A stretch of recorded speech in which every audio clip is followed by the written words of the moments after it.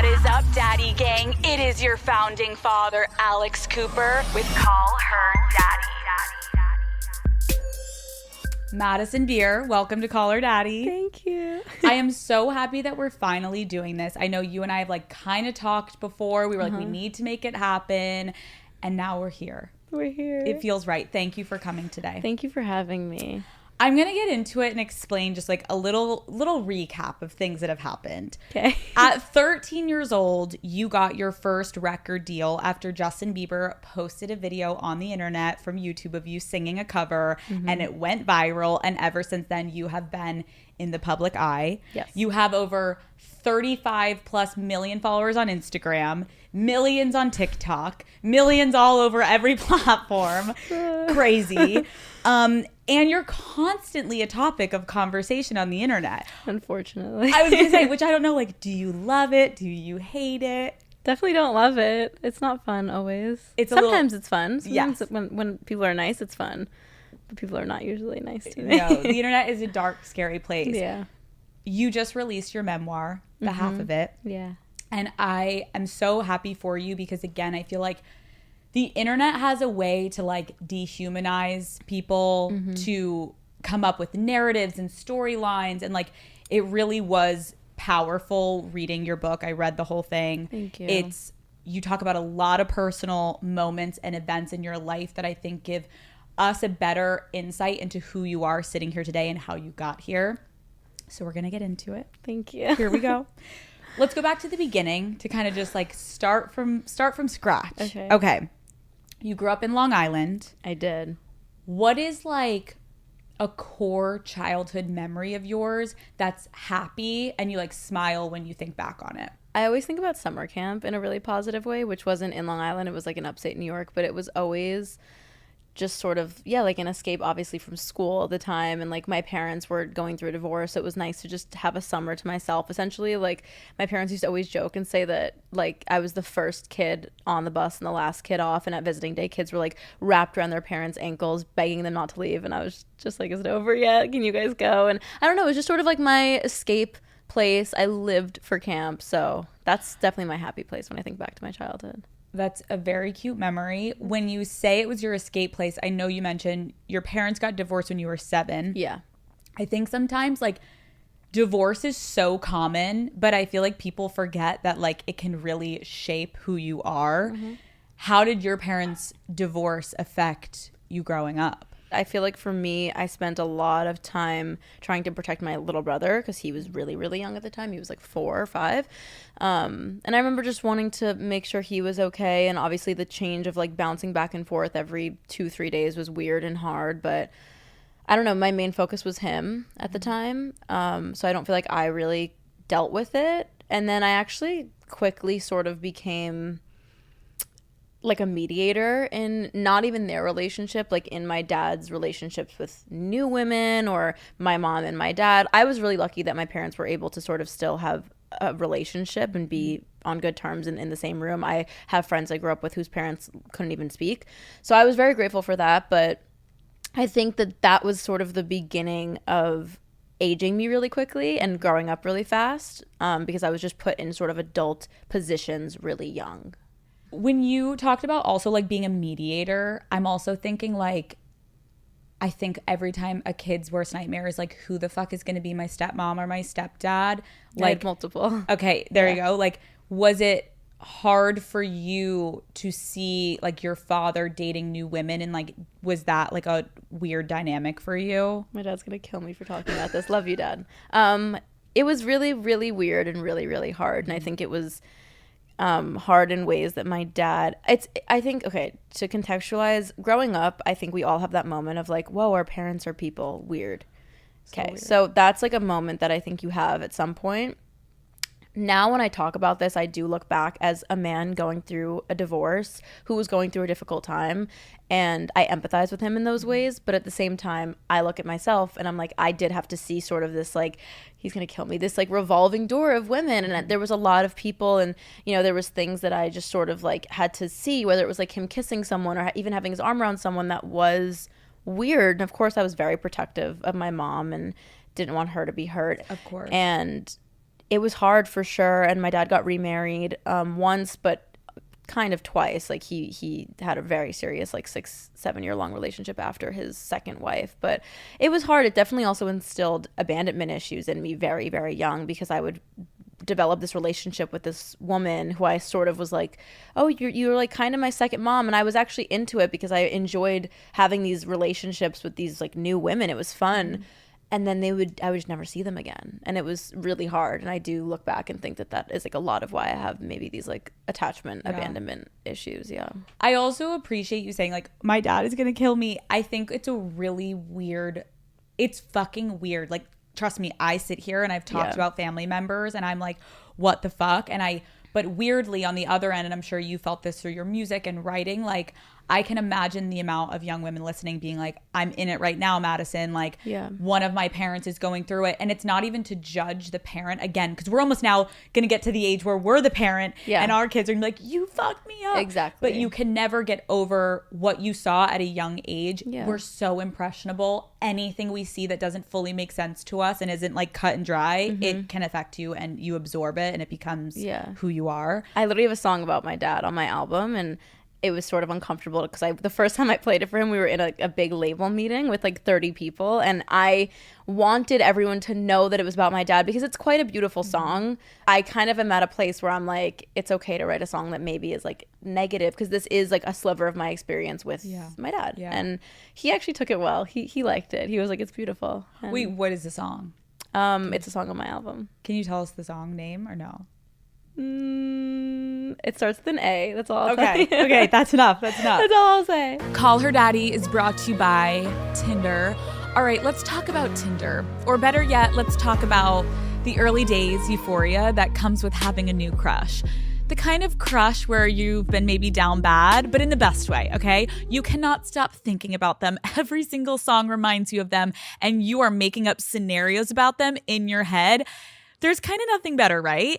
Well, amazing news, that crush feeling is waiting for you on Tinder. Like literally right now, you have no idea what is out there unless you start looking. And Daddy Gang, the possibilities are endless.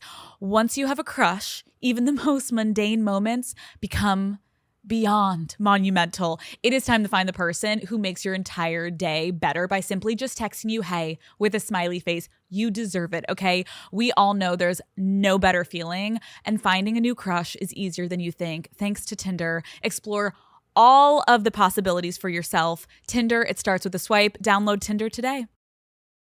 In your memoir, you write about one of the most traumatic experiences that you experienced in your rise of fame and your career.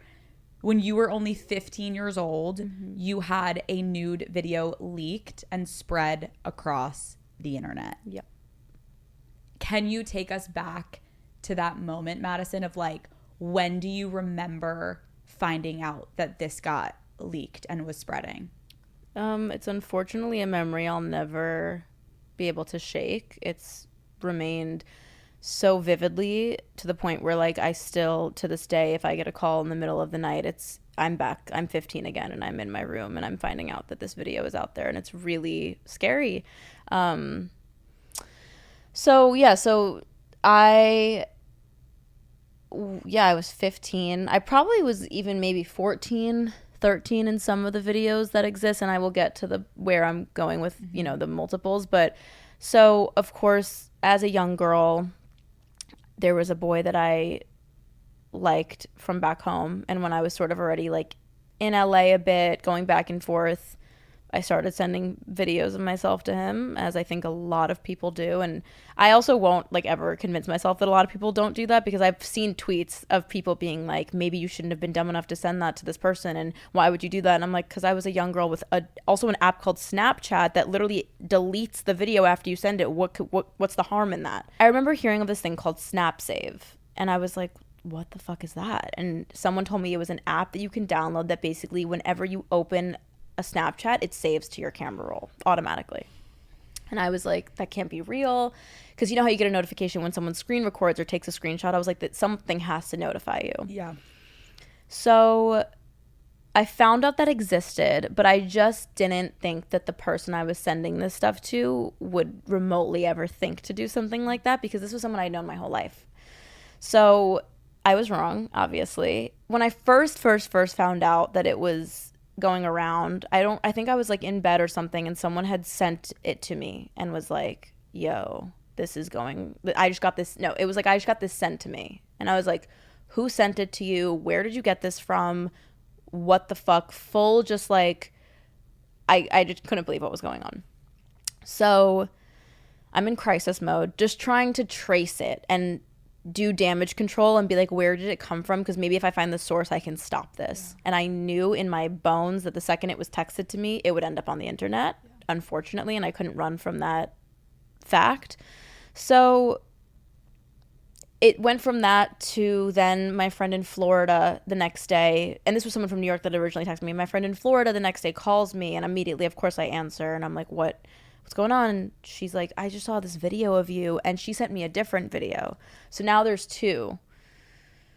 And I'm like, whoa. And I just knew at that point it was spiraling, and I knew it was a matter of time until it got online, and it was so hard to just not tell my mom, and like I did not know what to do.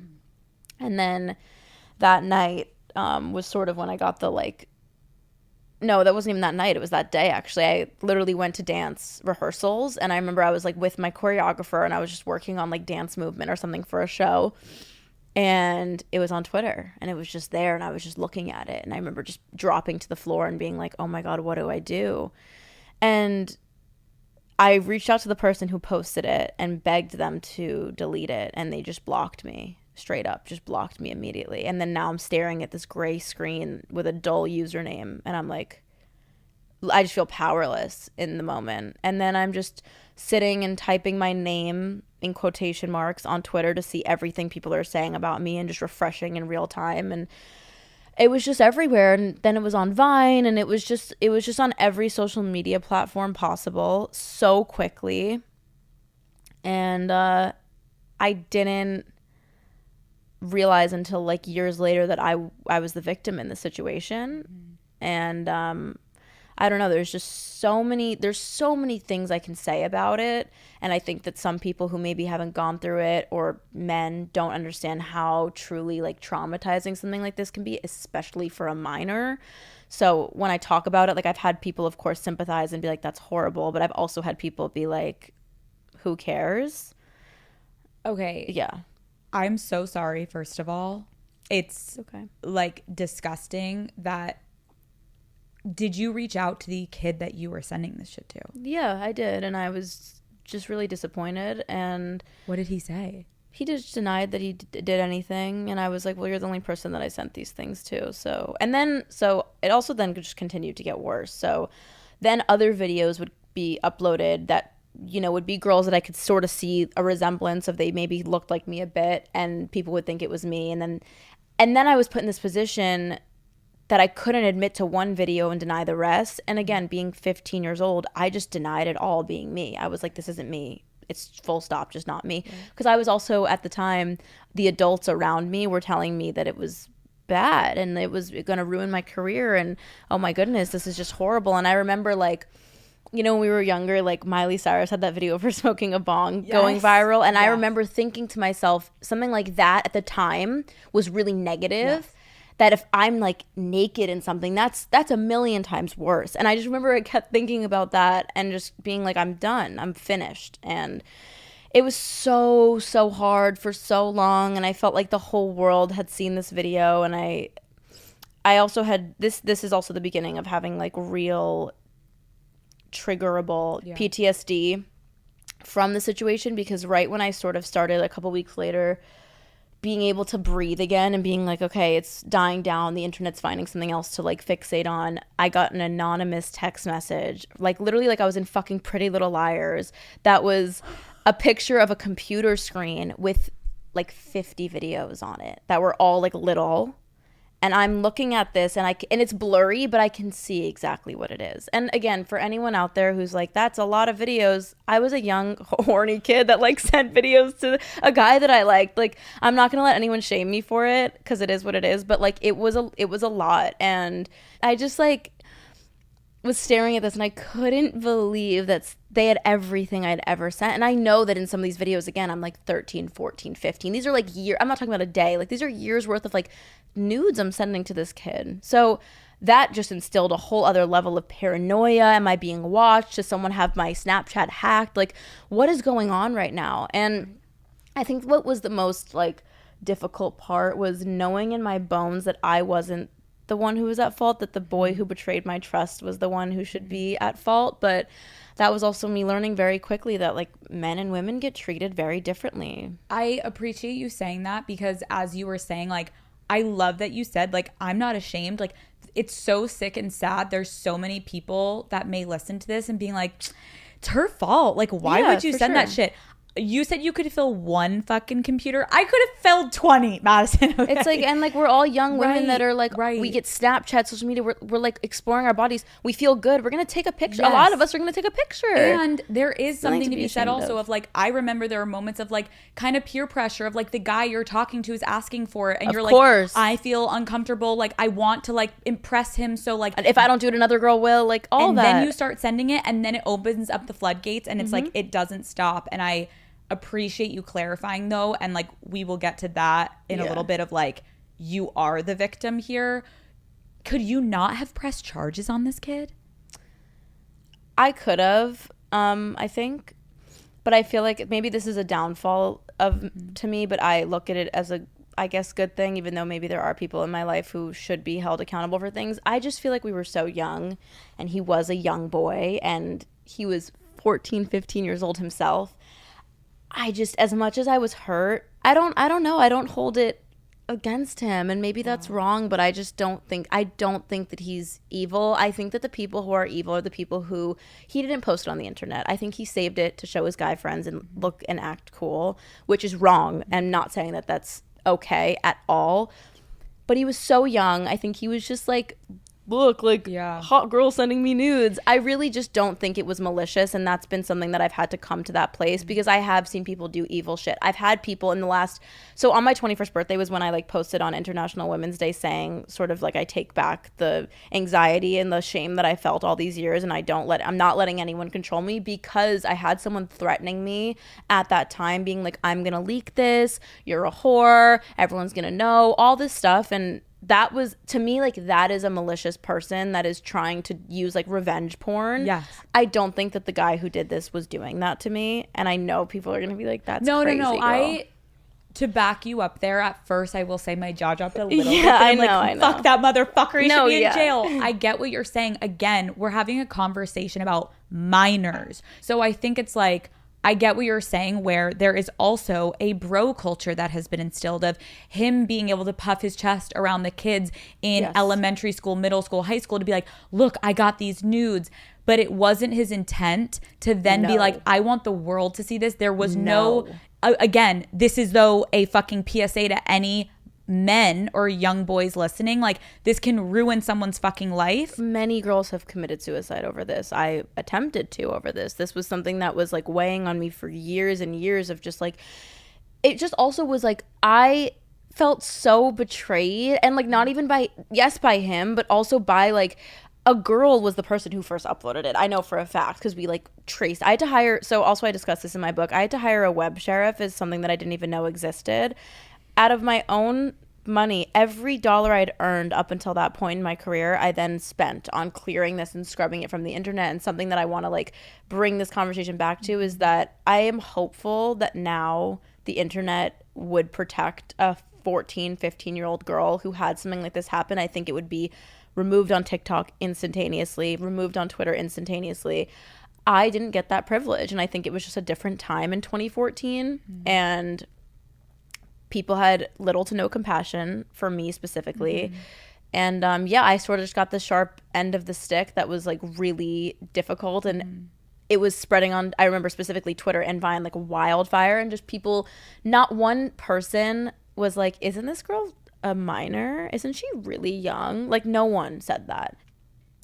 It was horrible. Okay, also to just people that weren't obviously there had to read this, like, can you remember like what was being said on the internet about you at that time? Well, first of all, of course, so much endless like sexualization of just even grown men participating in the conversation of like, oh, I want to fuck her and she looks so hot and this and that. And it's funny when you, obviously when you're young, you don't realize how young you really are. And so I didn't at the time, I knew it was inappropriate, but I wasn't as shocked and disgusted as I am now. But I do remember, warning for the graphicness, I remember there was a video that I saw, and it's one of those things that like once you click it, like you're like sort of in this trance of like, oh my God. This guy had the video, one of them, on his TV in his room and had like a sex doll, and he was just like having aggressive sex with this sex doll while watching this video of me of a 14-year-old little girl, and it was a grown man, like visibly a grown adult. And I remember just like, first of all, being reminded of being sexually abused as a child, and I was like, I couldn't like take my eyes off of it because of how shocking it was. That was also like the day I discovered what like being triggered was. And I was just, I had so many feelings and emotions of like, just like that image will never leave my head. I was so disturbed by it and so afraid. I felt so unsafe and just like scared. And there was so many layers of like peeling the onion of that, of how that made me feel. And again, like just no one saying that it was wrong. There's so many things to unpack. Yeah, there's a lot. Call Her Daddy is brought to you by Uber Eats. Make your holiday beauty gifting a whole lot easier. Order from Sephora on Uber Eats and get $15 off orders of $75 or more. Daddy Gang, it's honestly a no-brainer. All your favorite gifts are just a tap away, from one size setting spray to K18 leave-in hair masks, even the Dyson Air Straight. My friends and I just did our Secret Santa, and about 2 hours before I realized I had no time to make it out shopping for a gift, the friend I had to get a gift for always asks me about my lip combo, so I just went on Sephora through Uber Eats and ordered her the exact products that I use. It showed up so fast that I even had time to package it up in a cute little gift wrapping. I tied a little ribbon on and I pretended that this gift was planned all along. I've had this for so long, sweetie, okay? And yes, she loved it. And now we have the same lip combo. Skip the crowds this season and have your beauty gifts delivered straight to your door from Sephora on Uber Eats. Get $15 off your first Sephora order of $75 or more through December 24th. New clients and US only. Order now. Enjoy.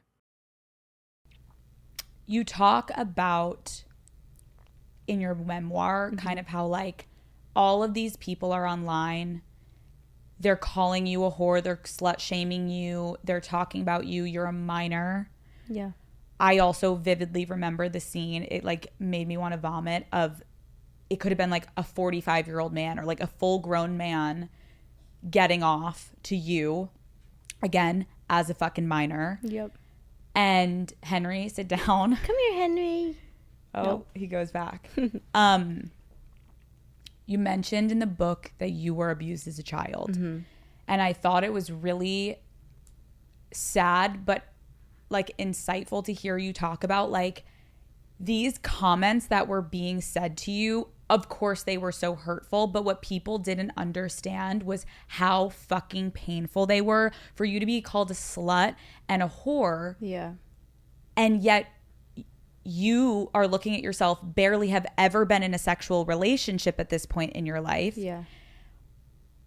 Can you go back a little to your childhood and as much as you're comfortable sharing, like how did you like handle what happened to you, and like how old were you? Yeah, I think that I never have spoken about anything like this up until now because I just didn't feel like there was a platform or a place to do it that felt appropriate, and that's why I felt like the book was a great place to do it. And I didn't want to go too much in detail because you can't really put a trigger warning on a book, so I just wanted to sort of like allude to that. Well, okay, so firstly, yeah, there was, you know, someone in my childhood that was around me frequently that sort of that I had an inappropriate relationship with very early on. I would say like probably, I don't even know. I would say maybe 6, 7. I'm not sure. It sort of began. And I've also, like, I want to say, like, I've come to peace with this because I feel like in talking in person with some people about this, I've been able to like join this community of women specifically that I feel really proud to like stand amongst genuinely. So I remember feeling really dirty after like all of anything I would endure, whether it was like whatever it was. And I just remember like feeling like I had done something wrong, not being able to fully articulate what, I don't know. I feel like I just look back and being someone who had gone through all of this so privately, whereas like my own family didn't even know about this until, I mean, this might be news to like some people in my family, but my mom, I didn't even tell my mom till years later. Who was the first person you told? Man, my ex-boyfriend was the first person I told, I think, like, ever. I sort of also blocked it out for a really long time, and I didn't want to accept that it had happened. Dating that person and having like everyone on the online, you know, call me names like a slut or a whore and stuff, when in reality, he was the first person who ever laid a finger on me consensually, for a fact. And it was really difficult to have people, especially like people who would speculate about, you know, all the other guys that I had in theory hooked up with, when they were actually just my friends. I never hooked up with any of them. I might have like kissed 1 or 2 of them, but that was like the extent of it. And people were just like, oh, she slept with all of them and she did this. And I'm like, whoa, you guys don't even know. It took me so long to like have sex with my first boyfriend because I was so afraid and like traumatized. So it just goes to show that people really have no idea what the fuck they're talking about. No, I agree. It's like there was such like this like sexualization of you on the internet. Like I remember doing research for this, like looking up that first kind of public relationship that you had, and this kid had a following and you had a following. Again, how old were you? Like 15 when we started 15. dating. Okay. Yeah. And so it's like we have this incident, which I do want to go back to because I do think sadly so many women actually experience revenge porn and blackmail. But then you have this multiple moments where you're then dating this kid and there's people on the internet slut shaming you, being like, she's a whore, she's fucked his friends. Again, as a child having been abused, then having the most violating experience with your nudes, and then having people look at your like romantic relationship. None of this is any accountability to any man in any of these situations. It's you. Yeah. You and your body and like the fixation on you. It's so fucking sick. It makes me so upset because again, it's like, and I not back to the kid that released your nudes, but it is kind of like, where is any accountability for any men in this situation? Well, in this society, we don't hold men accountable. No. It's like, even have you been seeing this, like, whenever there's like a girl who posts sexual things online, they're like fatherless behavior. I'm like, why are you blaming the girl if she doesn't have a father? Why are we not blaming a father who walked out on their child potentially?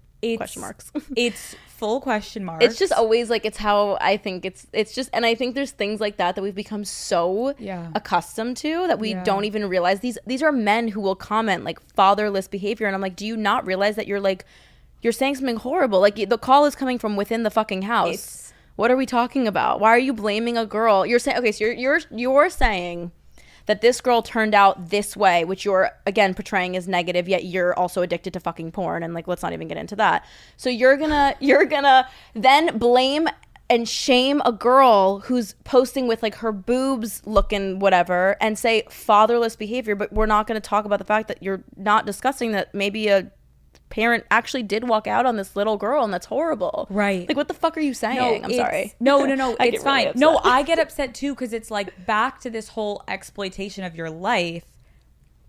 I guess I didn't ask you, like, how did you tell your family when all of this was going down?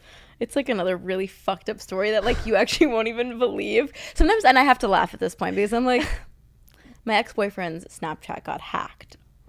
and I'm on FaceTime with him, and I'm like, hey babe, why are you typing to me on Snapchat? Because it sends you a notification when you're typing. And he's like, I'm not. And he goes and opens Snapchat and he's logged out.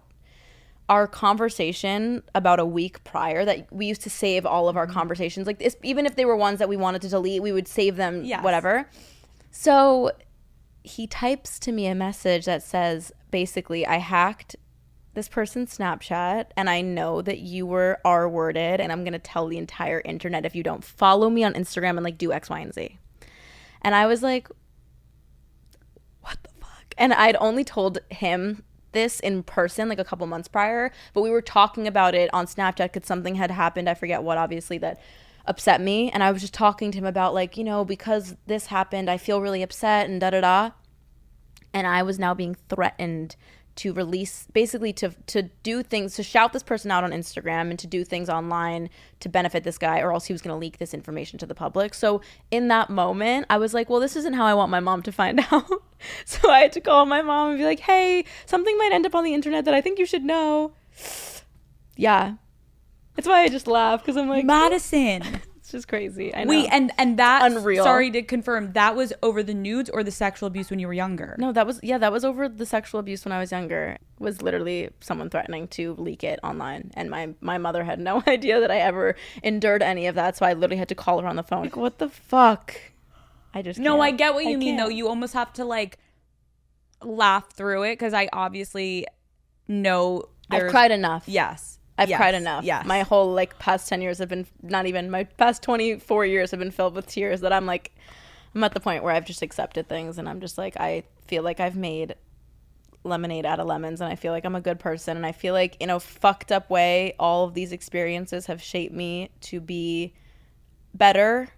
That I'm like, I also want to say that like there's I think that because I'm coming across like lighthearted about this, I obviously want to say that this is something with like extensive therapy that I've been able to have the perspective of like, I do believe, I don't want to say everything happens for a reason, because the biggest thing I say in my book is that just because I endured these things and turned out okay, and I was able to turn these things into in the most fucked up way, a positive, it doesn't mean I should have had to go through them. And that's been the biggest thing with therapy that I've learned, is being able to tell myself like, you didn't deserve these things. And just because you've shouldered them gracefully and you've been able to like survive doesn't mean you should have gone through them. Just because you're able to talk about it and hopefully help other people does not fucking mean that anyone nor myself should have gone through these things. So that's something that I've been able to just like give myself. So I want anyone watching or listening to know that I'm at peace with these things, but I still, like, literally 2 nights ago, I was so triggered and so upset about something that happened that I like was dissociating and didn't know where I was, and was like very afraid and felt like a little girl again. Like, I have a lot of issues still that I'm very much so working through. So I don't want people to think I'm just like, haha, okay about it. I just can't, I just can't like break down and cry about it every time, because I'm just at a place where I'm like, you know, it sort of just is what it is. What, you don't have to tell me, you can be like next, but like, do you mind sharing like what is it that would trigger you, like the other day, like what makes you dissociate and go into a different place? Yeah, there's a few things. I'm really petrified of the dark, which I have a hard time saying publicly, because I feel like the paranoia, I have also horrible paranoia, which as you can see why. The paranoia in me thinks someone's going to purposely do that to me and put me in a dark room or a dark place and just like want to see me suffer. So that's like why I've never really talked about it. But I also discuss in the book, like on tour, we'll have obviously we have blackouts after every song. I had to do like submersion therapy almost, where I was like, I had to like work myself up to going from like a 0.5 second blackout to a 3 second blackout, and being able to sort of be okay in those moments. And I had to literally like submerge myself in it and like get through that. And that was something I worked on with my therapist before I went on tour. And now I have this like simple yet effective thing where like I like sort of do this, and it helps like ground me. It's weird. And I also, people don't really see, but when I do have a blackout, there will be people on both sides of the stage with some form of light that just helps remind me where I am, because I can just get like lost in it, and sometimes I'll feel like I'm in, you know, the place that I was abused and whatnot. So I just need something to kind of ground me, whether it's like, okay, I'm here, I'm at my show, I hear my fans screaming, I'm okay, or like looking to the side of the stage and seeing, like, there's one song I have called Sour Times that has like quite a long blackout at the beginning at my concert, and if you like look at videos, you'll sort of always see me looking off to the left or right at my dancers, because if I know people are there, I'm okay. Yeah. But I have such an amazing, what's helped me so much is I have such amazing friends and family and relationships with people that, like, for example, when I go to like Universal, if I'm in a dark ride, someone will just hold my hand and be like, I'm here with you and it's okay. And it's so nice. And to have people that just sort of don't make it like, oh, she's so dramatic or she doesn't. Because I'm not going to also go into depth and explain to everyone what happened, or, hey, just letting everyone know I'm really scared of the dark and don't ask why. It's just not something I care to really make public or talk about. So it's really nice when I have someone who's able to just be like, hey, I'm here and you're good. One, I appreciate, and like, we are like talking like in bits, like people have to go read your book, because like you did such an incredible job bringing us through everything you've been through.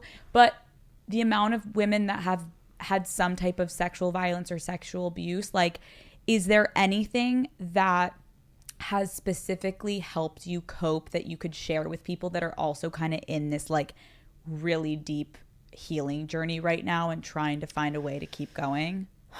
I mean, there's so many things I can say. I think that there's like endless things I can talk about. I think everyone's also situation is very specific to them, so it's hard to give like a marginalized, like, this helped me.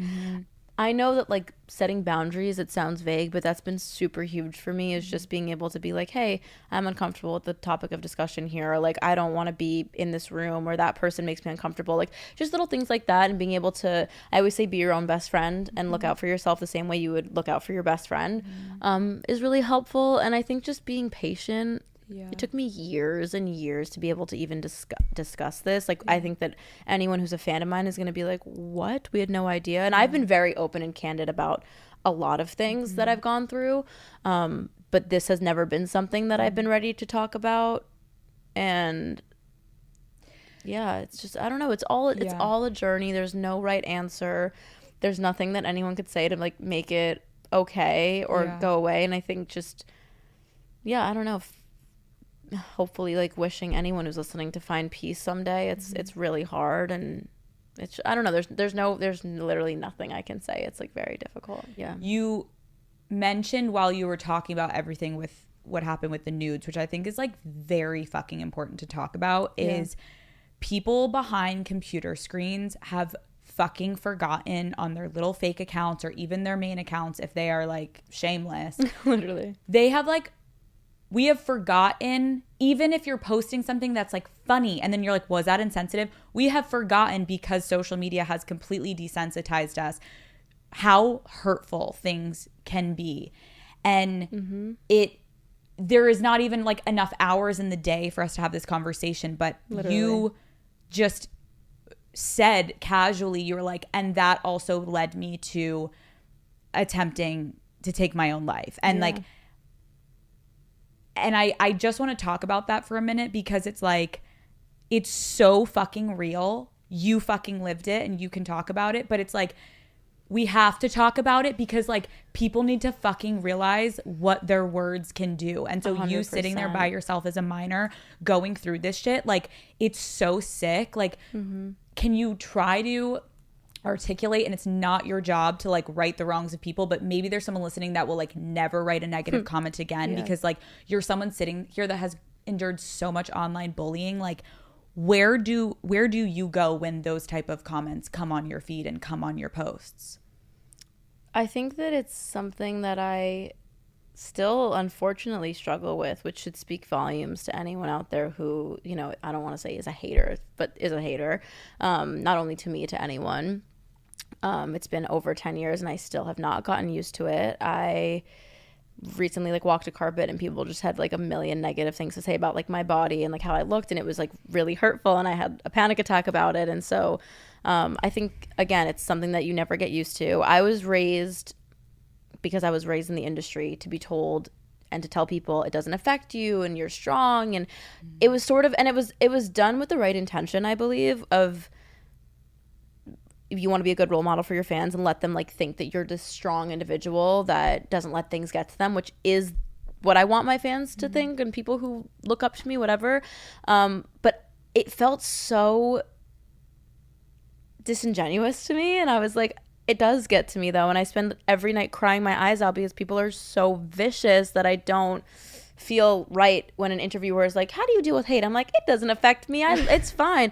I was like, this needs to be something that I'm honest about. Yeah. So I just stopped with that nonsense because I felt like it was really silly, and I felt like I owed it to people to know that their words hurt, and even if that's honestly what they wanted to hear, because some of them probably got satisfaction hearing that I was affected by their words. But it's important. I think it's never going to end. I think people should know that your words have power. I think that people's digital footprints should be more serious, that say things like kill yourself to people. And you know, there's also people who I've spoken to who haven't ever dealt with it, who are like, just turn your phone off. Why do you even read it? I'm like, it's not that simple. And especially someone like me who has been, unfortunately, scrolling through hate comments since I was 12 years old. It's become like part of my nature to seek out what people have to say about me.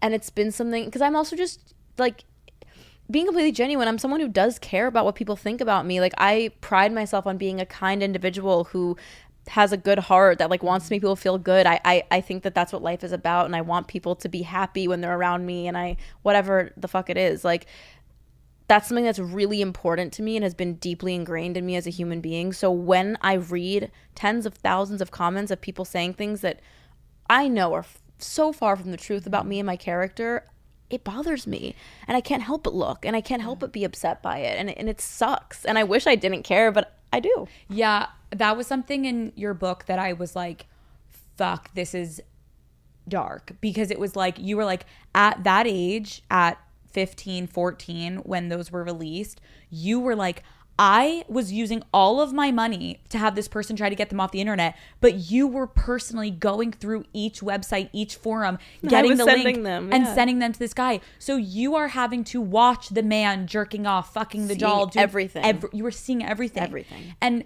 to have that level of violation, to then paranoia, and then to have to read every fucking comment, like, and looking like, what do they say? Yeah. I don't think people understand, like, I understand it's like, oh, woe is you choose this life. If there was a fucking forum, I want everyone to pause for a minute. If there was a forum that you knew, you're sitting at home right now, if you knew someone was writing things about you, 10 out of 10 times you're fucking clicking. Well, and it's funny because I'll have like friends of mine who will say like similar things of like, well, you know, you sort of like chose this, and if you can't handle it, you shouldn't be in your position. I'm like, well, why does being in my position mean I have to endure abuse? You talked about this red carpet moment, and I feel like there's so many people that are so fucking fascinated by your looks and your body and what you are doing, and people have so much to say about it. It's like, fuck you look perfect, fuck you're setting an unrealistic beauty standard. There's all these people. But I'm like, okay, let's pause for 5 seconds about like what anyone else fucking thinks. How do you feel about your body image and your sexuality now?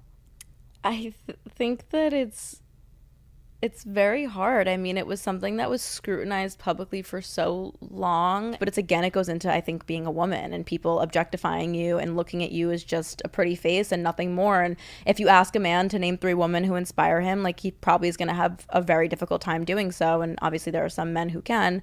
There are a lot of men who can't. And I think that society in general objectifies women and makes them to be not talented enough, not smart enough, not good enough, not articulate enough. And I don't know, I feel like it does sort of like feed into all of it. I feel like it's interlocked in this weird misogynistic way, and I don't know. No, I completely agree. I think like listening to everything that you've said, reading your memoir, like it feels really disheartening of like the lack of protection you had as a young girl, the exploitation, the violation. And there's this like sense of entitlement that men have over women and our bodies. And we essentially come into this world and it almost feels like we have no autonomy over our bodies. None. Look at the fucking abortion issue we just dealt with. Like, it is really sad. And I think, and you don't have to comment on this, but like, it's the truth. Then there's a different level also for like a very attractive woman. Like, we just watched the Pamela Anderson doc, and it's like the world also believes that if you're a pretty woman, like they're entitled to look and get off to and stare at your body. And it's so dehumanizing. Yeah. And it is also completely stripping you of your ability to feel like you're going to be seen and heard for what you've been through. And it is like, I fucking hate everyone. It's really difficult. It's like I want to like scream when I have this conversation. To scream because it's all like the time, all hours of the day. It's awful. I just don't think that men ever get that same level of like objectification of like you're just something pretty to look at, and I'm like, but I feel like I have a lot to show that isn't just that. It's always the I'm like, I have a platinum single. Right. The fuck? Thank you. It's like, oh God, she seems angry. I am angry. Literally generational. And we're two white women sitting here. So it's like the fucking layers that go underneath it of like never women, ending. Minorities, underprivileged, like it's never ending. It's never ending. So everyone that has a penis really listening hard. to this, just fucking hear us a little bit today. Seriously. Call Her Daddy is brought to you by T-Mobile. Okay, tell me why the holidays are so much better when you don't even have to leave the house. Like a blanket, wine, and something to watch, I'm in always. And as soon as November 1st hits, I'm turning on my favorite holiday movie without a doubt. Daddy Gang, you already know the one. She trades her LA house for this cute English cottage and meets the hottest guy who just happens to be single. And during these movie marathons, snacks are covered with perks that truly deliver. Honestly, the benefits with T-Mobile just keep adding up. The more we use it, the more we get out of it. And this holiday, you won't believe all that you'll get when you're with T-Mobile. I never have to worry about what to stream because my Magenta Status plan has me covered while I'm finding my next favorite rom-com on Netflix. They even have discount tickets for some of my favorite shows. So if I do leave the couch, it's worth it. T-Mobile keeps me covered wherever I am for whatever I need. Check it out at T-Mobile.com/Magenta Status. Qualifying plan required for streaming benefits. Terms apply. It is officially the holiday season, which means back-to-back parties, hitting up your hometown bar, and squeezing in every second with your favorite people. And that, ladies and gentlemen, calls for bringing a White Claw variety pack to every party this holiday season. My personal favorite is Black Cherry, but I've learned you gotta have something for everybody, right? My brother loves the raspberry. My sister is obsessed with the natural lime. So whatever celebrations you've got on the calendar this year, just grab a White Claw variety pack and make it a moment everyone is going to enjoy. My absolute favorite part of the holiday season is always the night before Thanksgiving, when it's just me and my siblings and our significant others all hanging out before the rest of our family arrives. And I always bring a White Claw variety pack, cheersing with a White Claw. It just gets everyone in the mood to laugh and have fun together. So pick up a pack from your favorite local spot and grab life by the claw with your favorite flavor this holiday season. Please drink responsibly. Hard seltzer with flavors. White Claw Seltzer Works, Chicago, Illinois. In your memoir, you write, and I just think it's important to read this because a lot of what we've talked about, this is an interesting summation of how you wrote this. You said, "It feels like my entire life's journey thus far has been a perfectly crafted cocktail of situations that landed me at this borderline personality diagnosis. As if my biography could be written and titled, How to Give Someone BPD, a Step-by-Step Guide." Mm-hmm. What do you want people to understand from you writing that? I think that when I read, you know, when you read something about like your astrological sign, you're like, that's so me. I feel like when I first discovered not only what BPD was, but how one can become diagnosed with it, or what the things that have to sort of happen to a young developing mind in order to whatever, I literally was like, this feels scripted. It felt humorous to me, because I was like, this is just such a recipe for disaster, honestly. And I knew that it was the right diagnosis for me when I was diagnosed with it, because of course it just felt so right. But I couldn't, it just felt like I was like, was this the goal in my life, was for people to like give me this disorder? Yeah. I don't understand it. So yeah, I don't know. It's it's very strange. I mean, there's so many different stigmas around so many different mental health disorders or, things people are going through. But like specifically with BPD, I think there's such a lack of education around this topic. And I do appreciate you saying like how to give someone BPD, like not that any mental health disorder is anyone's fault, but this is not something you were born with. Like this happened to you. Yeah, it develops. And it develops through trauma and childhood. And so like I appreciate you writing this because it's like, let's have a little fucking empathy and compassion when someone says that they are struggling or they have BPD. Like that's actually such a great way to start a conversation with someone of like, I'm here for you. Like I want to listen to you. I want to understand you. I want to understand what you've been through. Like you're not a bad fucking person. You're a wonderful person with a great heart and you had a lot of fucking shit happen to you. But like I just felt like the way that you wrote it, people don't understand it. And I really appreciated the way that you said that of like how to give someone it. Like this shit happened to you, but you're alive and you're here and you've like powered through. Thankfully, yeah. And it's I really appreciate you saying that. It's just hard to like think about my younger self. Sometimes I get really emotional about it because I just feel like of course, I'm really grateful for the place that I'm in and I'm really grateful for like the insight that I've been given and all of that stuff. But I think about my younger self who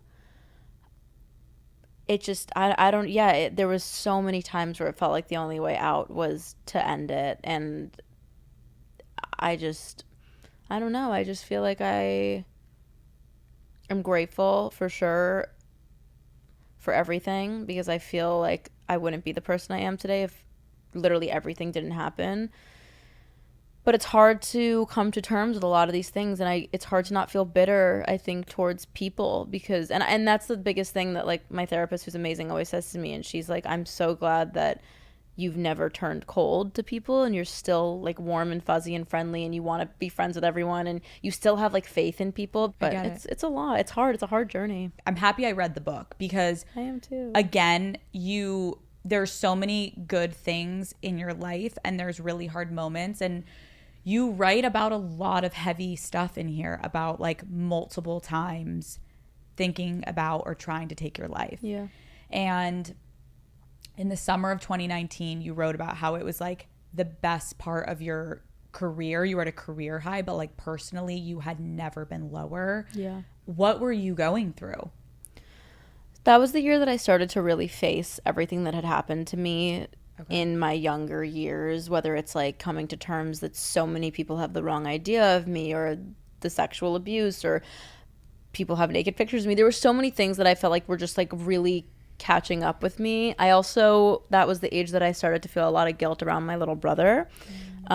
Because I feel like I sort of uprooted and changed his life without him having any say over it. And I still feel guilt surrounding that to this day because I know how it was to get my childhood sort of taken from me in ways that he didn't even have a choice. It was like, you're just along for the ride. And I feel so sorry for that to this day.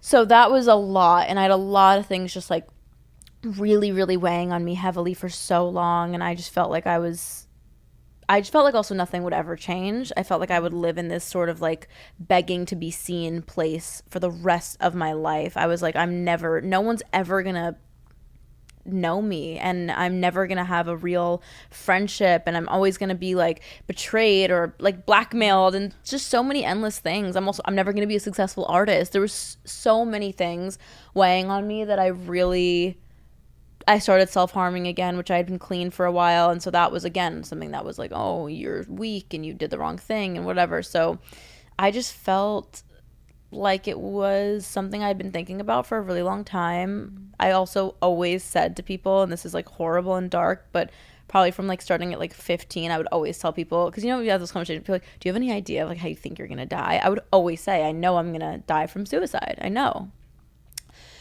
And now that makes me so sad because I just think about that like child who was just hurting and felt like she was screaming into a void all the time and no one cared to listen, and that just makes me really sad and I wish I can hug her. I thought that everyone on the fucking face of this earth would have rathered me dead, and so I did attempt twice, and yeah, I'm really grateful that I was obviously unsuccessful, but I think people need to understand that like it's really serious and not something to joke about. And I just, like, my life was almost over. Like, I almost died. I almost was dead because of all of this. And it's a lot to comprehend. It's a lot for me to think about. It's a lot for me to accept that people made me feel that way. People kicked me while I was down and just, like, did not give a fuck, did not look at me as human at all. I would think about the tweets that would be posted the next day. People, like, laughing and making fun of the fact that I was dead. And I knew it would happen. That was the sickest part, was, like, I still know to this day that if it happened, people would joke about it, because I've seen people joke about the most horrible things ever online. And I think it all just ties back into the fact of, like, I just hope for a day of, like, people having empathy and people not judging each other and being able to be kind and loving. But I still, like, I definitely don't feel like I have this, like, suicidal ideation thing in me anymore. But I still have really, really horrible, dark days, like, to this fucking day, that I just feel defeated. And there's so much grieving I do from my younger self. And there's so much, like, I am a bit angry a little towards the internet in some ways. I feel like I never got an apology from a lot of people. I don't know. I feel like I'm still also, like, made fun of all the time. I'll talk in a video and people will be like, she's so cringy and embarrassing. Yeah, like, does it make you nervous? I never like, want to talk ever again. No, but I'm wondering, like, will you have anxiety before this comes out? Oh, 100. I'm, like, already, like, can we restart? Like, literally, like, it's, Madison, I'm like, stop. no, it's how I am. But that is why I do appreciate podcasting, because I'm like, I wish people were just nice. It's, like, so it's so crazy. That's, like, a huge ask of people. Can you just be nice and, like, not right. Like, we're going through it. Like, just, listen like, to what you're going please, through. I'm in pain. Right. Please stop. It's just too much.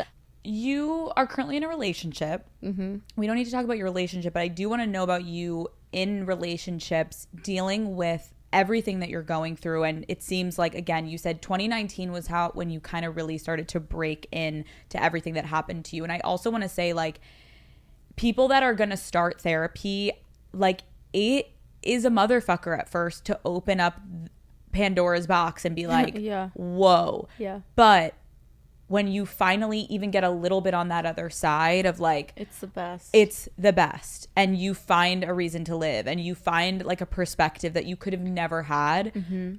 When you're in a relationship and you're going through all of this, like, how does having a partner and having to have someone in your life and be, you know, in this dynamic where you have to be not selfish all the time and not focusing on yourself, like, how does that affect your mental health of being in a relationship while you're going through this mental health journey? I think there's two sides of the coin. I think on side A, I recognize that I've become definitely very codependent. I've had 3 now long-term relationships in my life, back to back. I've, like, really never been single. I've just been, like, in very serious relationships. I think that is because of my deep-rooted abandonment issues and attachment style and whatever, and I am working through that. But I think on the other side, it's been amazing, and I feel like I've been able to, obviously breakups are really hard, but I think in all 3 of my relationships, I look back and I feel, you know, a lot of support at times from those people, and especially in my current one, like, I feel supported, and I feel, like, taken care of in a way that I can break down, and, like, I have someone to lean on, and I think it's important. What's a red flag in dating that you used to ignore that you would now, if you saw it, you would, like, run the other direction? Like, you used to put up with, but you're like, nope, not now, bitch. There's a lot. Okay. First being when guys, I know this is so basic, but when guys say, like, my ex-girlfriend is so crazy, I'm like, oh, so you were horrible and you don't want to be accountable, is what you're trying to say? Cool. So that I don't like at all. I feel like also it's just like, you can't convince me that your ex-girlfriend was just, like, crazy for no reason. Like, you definitely caused her to be that way. So I don't really give a fuck what you have to say about yourself.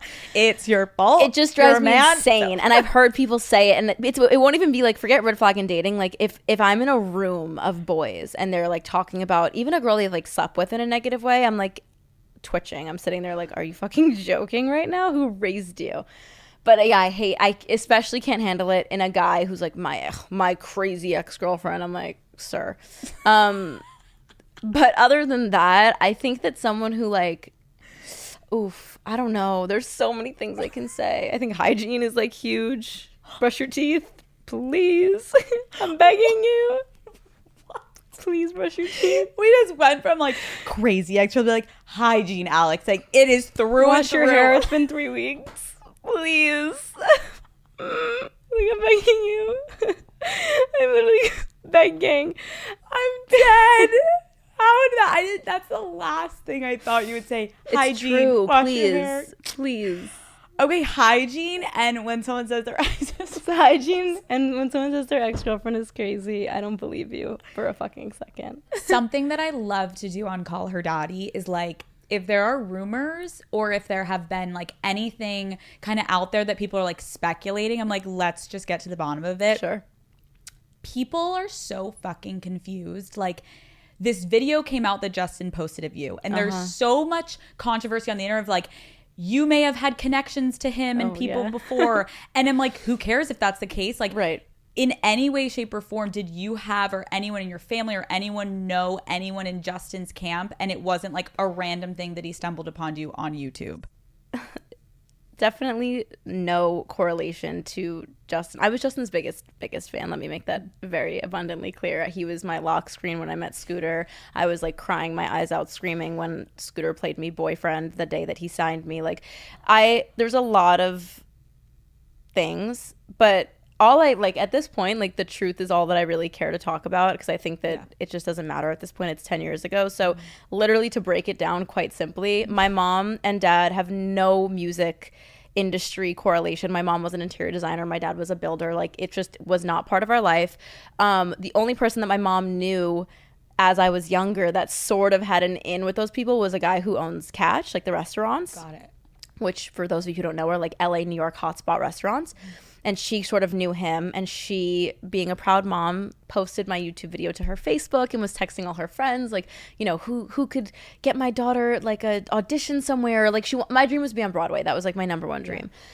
So she was like, who can help my daughter, whatever. So she messaged this guy Mark and was like, do you know anyone who maybe would want to, like, I don't even know. Like, we didn't even know at the time, like, what the verbiage was or what the goal was. It was more so just, like, clearly I was a kid who loved to sing, and what can we do with this? Right. People also have this idea that my mom knew Scooter personally, because there's a picture that, this is also, I have to, again, contextualize, peak of me being, like, hated online when I was, like, 16 years old. This rumor began to spread. And there's a picture of some woman with Scooter in like college, and people are like, this is Madison's mom and Scooter Braun in college. My mom's like 15 years older than Scooter, mind you. And also, like, it's just that's just not true. And at this point, I would just say, yeah, that she did. People have this idea that, like, you can buy your way. Like, my dad, like, wrote him a check and was like, sign my daughter. You know how many kids would be famous and singers? It's just not. It's just not true, and it's quite silly. And I think that obviously also Scooter Braun, who had Justin Bieber as his artist, you think he really like needed to sign little Madison Beer from Long Island? Like, it also didn't work out, so like it wasn't like you know. So I just so basically, to make a long story short, Mark ended up connecting us with Scooter, who then showed to Justin, and that's how it all happened. And it was just quite simple, and it was all very cool for me and very exciting. 12-year-old me, I was just excited that Justin Bieber watched one of my videos. Right. Also, it's not like anyone was like, Justin, you have to post this. Like, no. Clearly, he had to have liked it to post it. And He, it's like, I think, felt passionate about me when I was younger, because that's how he was discovered. So I think that, I don't know, I wasn't in the room, but potentially when Scooter showed it to him, he was like, I want to get involved with this. I feel like I remember also back in the day seeing Justin post like a lot of people. He would do stuff like that all the time. Because that's how he was getting discovered. And I appreciate you clarifying. And I know there are some people watching that are like, what the fuck is going on? The point is there was a conspiracy. There was literally a theory. It's crazy the amount of rumors about you on the internet. I know. Why do you think that is? Firstly, I think I got in this very young. I think that, like, it's been 11, 12 years of me being on social media. So of course, throughout the years, like, as I've grown into it, the human form, like, I'm sure that I've made mistakes or said things or done things like any person would in my shoes that maybe I look back and I'm not proud of. But I can't give you an answer as to why there's so many people that literally make things up about me, or are just specifically mean to me. I feel like I've been a victim of, like, just no empathy. People are just mean and vicious and will, like, make fun of me and not give me any benefit of the doubt or assume that I'm a liar. And it's really hard. But I don't know the reason, and I don't think that I'm at a place where I blame myself anymore, because I used to be like, oh, it has to be something, it has to be me, and I'm like, I didn't do anything to these people, and I don't think that's true.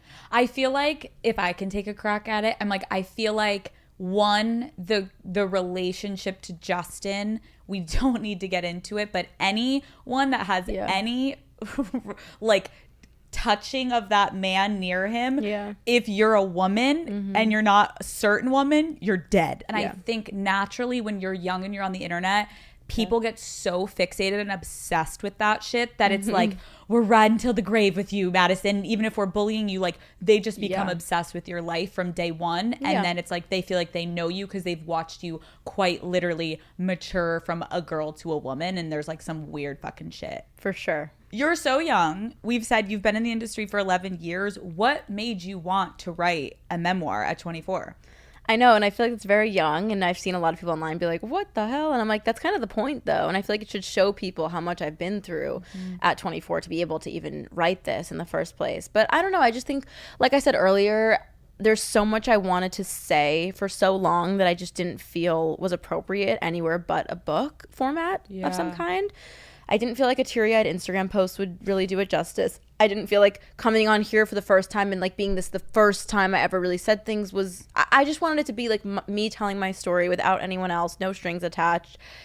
And I feel good about it. And I feel like it's definitely peculiar that someone so young is like writing a memoir, but I think it's bigger than just a memoir. It's more of like, I guess, a tell-all and just sort of me. And the reason it's called The Half of It is because I want people to understand that obviously just because you know now this, you still only know the half of it, and we have so much more to go. Like, I have so much more life to live, and it's really just also about like everyone viewing each other as human and being like, wait, we're literally all trying, and it's everyone's first time here.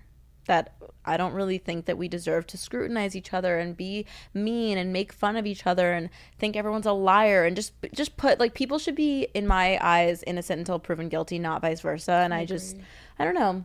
I just hope this book makes some people a little more empathetic towards each other. And, like, not to spoil the ending, but the last line in the book is like, now that you've read my story, I hope you realize that everyone has a story you just haven't read yet. And that's the truth. And it's just the reality of life. And I think there's so many people who don't go through life with that perspective. And I think looking at everyone as someone's child, as a probably wounded kid, we've all been through shit. And I just, not to sound too preachy, but like, just be nice and just love each other. And I don't know, it's not preachy. I fucking love the last line of the book, because again, going back to the beginning of the interview when I was like, dude, like, you look at someone's social media, you look at your social media, you're so fucking beautiful, you look like you have your life together, you are on tour, like, you're singing, you have albums, like, you're thriving. Like, people don't know the half of it. And it's like, if we sit down and we take this as to heart of like, now next time you open your phone and you're someone that's a mean person. No, but you're 100% right. And I think that it's just so important. And I think people really forget that. And it's such a crucial part of this life. And I think that it's something that like we all can do better at is, and again, I feel like it, as much as I would love to be on social media, like, guys, this is something that's happened to me. I don't feel like all my followers, A, give a shit. Yeah. Let alone B, would care. Right. So I'm like, I just feel like there's no point in, and this is, for me, he is so cute. It's really only for me. Like, I think there's other people who feel differently and do feel like maybe I can use my platform and be more open and honest. But I just don't feel like that audience It's not the appropriate space sometimes. Exactly. It's and that's how I feel. Perfect. When I like do my tour, and I have, at the beginning of tour, I have Q&As. I talk to my fans in the most honest, vulnerable way I can. And we have such a deep personal connection that, like, to me, those are the appropriate spaces. It's just not for like it's my Instagram. Intimate. Yes. In a few weeks, you're going on a much different tour than you're used to. You're not going to be singing. You're going on a book tour. Yeah. What are you looking forward to from this book tour? I'm excited. I really like, a lot of my experiences I've had so far in this crazy time and world have been like I read about this experience in my book about like holding hands with a stranger, and like, you know that, you know, you're both going through something beautiful and emotional when like the first thing you do is like hold hands and have this really true human connection. There's been so many instances like that I really look back on. I'm like, what an amazing life I've had, and what a privileged position am I in to be so lucky to like have these deep connections with utter strangers through music and through vulnerability, hopefully through this book, like that's such a beautiful, awesome thing. And I do, and obviously in the book you'll read that like it comes to this sort of ending of like, I definitely made the right choice, and like the answer is yes. And moral of the whole story of like all these fucked up things have happened is like, I'm still so grateful for all of it, and I wouldn't trade my position for the world. I just hope that me as a singular individual can make some sort of a positive impact on people. I hope people listen to this podcast and say like, ooh, maybe I shouldn't comment that this girl looks ugly in this video because why the fuck should I? Or like, maybe I should hold the door for someone because I never know what kind of day they had. Like, I just want so cheesy the world to be a bit of a better place, and I want people to just be nicer to each other. And I think that this book is really about that specifically, of just like, be empathetic. I can't thank you enough for coming on, because I feel like there's like, again, there's so many fucking things on the internet about you and rumors and gossip and mean things. It's like, it's really fucking nice that you put this into a book that is like humanizes you and gives us all a chance to get to know you better. And I also really appreciate you sitting down with me and talking about topics that I know are very fucking sensitive and personal to you, but in a strange way. Like, I know so many people are going to relate to you and connect with you and feel like I can go another fucking day because like, look, she's sitting here still, and like there's more to her story and there's more to come, and hopefully it's going to be positive and there's going to be things that come from it. But I also agree, I hope people take from this like, let's be more compassionate, because we have no fucking idea what anyone is going through, and they shouldn't have to put their life out there 24/7 and to explain why you should be nice to people. Definitely not. Agreed. Thank you for coming on, Madison. It was truly a pleasure. Not coming. I'm at your house. Thank you for having me. Thanks for coming to my house. Thank you for coming, Alex. Next guest, please. Next guest coming. No, thank you. Thank you.